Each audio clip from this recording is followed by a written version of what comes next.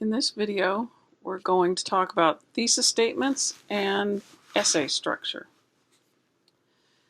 You've probably been taught to have a three-part thesis, and then your basic essay structure looks something like this. You have an introduction that ends in the thesis statement. That thesis statement has three parts. For the first body paragraph, you talk about the first part. Second body paragraph, you talk about the second part. Third body paragraph, you talk about the third part. Then you get to your conclusion. So let's look at an example of that. If you've got this class of people and they've been assigned to write an essay about dogs. So you ask them, what's one reason people like dogs?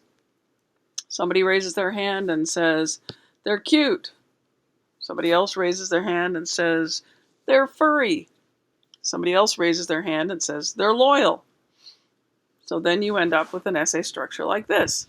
Your thesis statement is, people like dogs because they're cute, furry, and loyal. First body paragraph is cute, second's furry, third's loyal.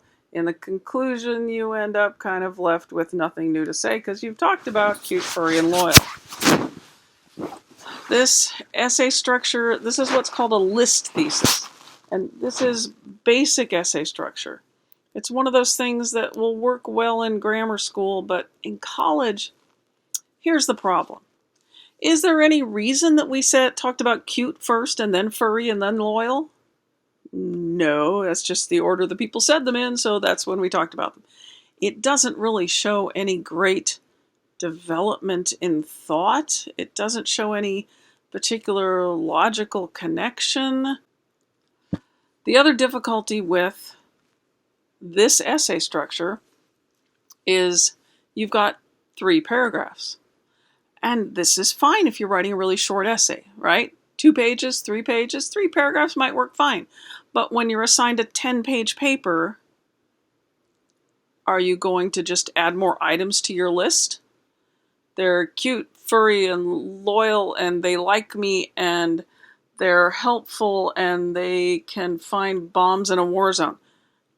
That's what our thesis is going to look like now. It becomes very awkward. Either that or we maybe have a 2-page paragraph. Again, very awkward. So you can hang on to this essay structure for very short essays or for essay tests. But when you get to longer essays and when you want to express more complex thoughts, you need to move from a list thesis to a logic-based thesis statement. A strong logic-based thesis statement does 3 things. It has a clear indication of what the main point, subject, idea of the essay is going to be.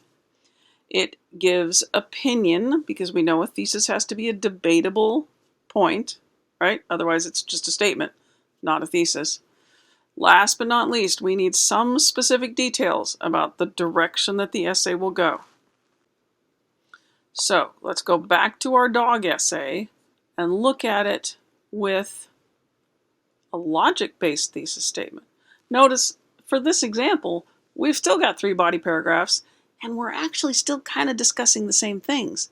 But instead of just a cute, furry, loyal, now we say, people like dogs because they provide emotional support.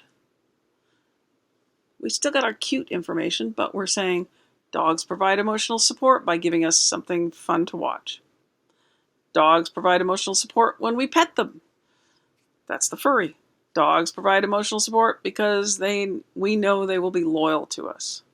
So then our conclusion goes beyond just the list to talking about dogs are a big part of human life because they support us emotionally in many different ways. Make sense? So you can see, for this example anyway, we have some of the same information, but because we have presented it in a more thoughtful, more advanced ways, it ends up being a more interesting essay, and it's a more college-level essay. So we're going to try to move from a list-based thesis to a logic-based thesis. If you have any questions, email me.